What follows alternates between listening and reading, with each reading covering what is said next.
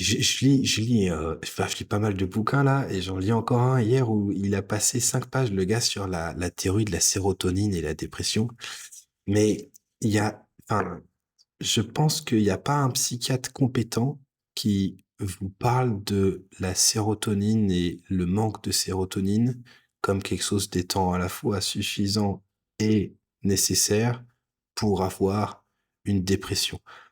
Je parle pas de l'épisode dépressif caractérisé du DSM-5, qui est une construction qui n'existe que dans le DSM-5. Je parle de la dépression comme étant l'émotion, la convergence de faisceaux cognitifs, comportementaux, euh, biologiques, etc., qui existent depuis des millénaires.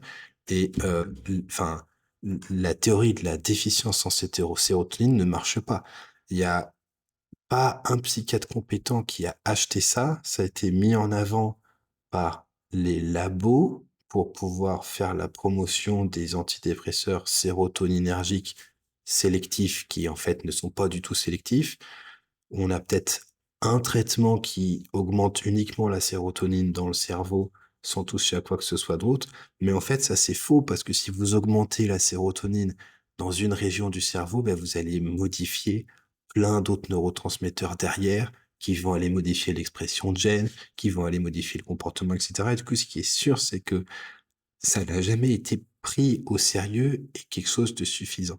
Vous avez, dans la discipline de la psychiatrie, des choses défaillantes qui se font, et parmi ces choses défaillantes, il y a le fait que les labos peuvent faire la promotion de façon directe, parfois dans certains pays, ou indirecte comme le nôtre, de mécanismes de fonctionnement qui sont très simplifiés, et du coup, c'est beaucoup plus simple pour aller vendre à un médoc de dire il y a une insuffisance de sérotonine chez votre patient dépressif, faut l'augmenter, ça irait mieux, que de balancer une liste de 400 mécanismes neuro-cognitivo-biologiques pour expliquer les symptômes qu'on voit là. Donc, faut vraiment faire la différence parce que il y a des choses qui déconnent complètement en psychiatrie.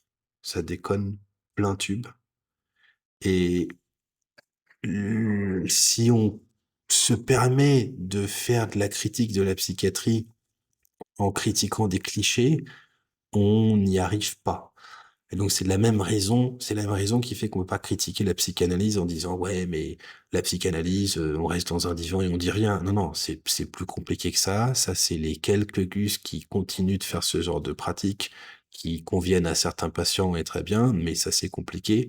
Et la dépression, enfin l'épisode dépressif, c'est une complexité que qui est telle qu'on personne ne comprend absolument pas ce qui se passe. Et même ça, c'est plus compliqué. Ce qu'on comprend pas au niveau génétique, qu'est-ce qu'on comprend pas au niveau environnemental. Sur le plan environnemental, ce qui entraîne de la dépression, en fait, on le sait, c'est des études qui sont répliquées depuis des décades et c'est à peu près clair à ce niveau-là.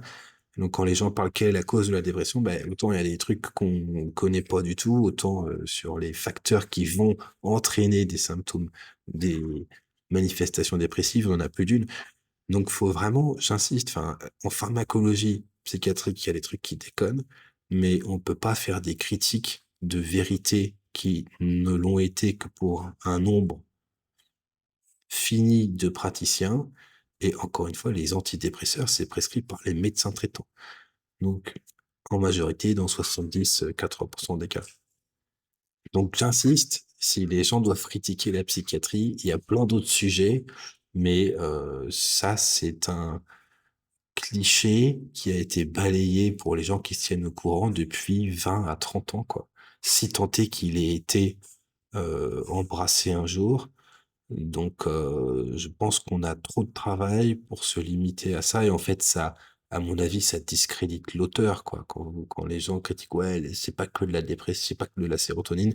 Bah, je pense que c'est des gens qui connaissent pas vraiment le sujet, quoi. Et c'est bien que la psychiatrie soit critiquée par des psychiatres, parce que sinon, ça donne ce genre de discussion un petit peu grotesque, je trouve. Alors, ça marche aussi avec le glutamate, hein. Enfin, ça sera la même chose, hein. C'est pas le glutamate ou l'excès de glutamate ou la déficience de glutamate qui va expliquer la dépression. On parle d'un neurotransmetteur qui est présent dans absolument toute la cervelle, qui va aller influencer virtuellement le fonctionnement de tous les neurones, etc., etc. C'est impossible de toucher l'un sans l'autre. C'est comme si vous commencez à décrire le tableau de Mona Lisa en comptant les couleurs une par une, ça marche pas. Ça marche pas et ça marchera à mon avis jamais, ça ferait longtemps qu'on serait au courant. Donc méfiez-vous des gens qui commencent en critiquant comme ça, c'est que le niveau vole pas très haut, ça ne présage rien de bon pour la suite.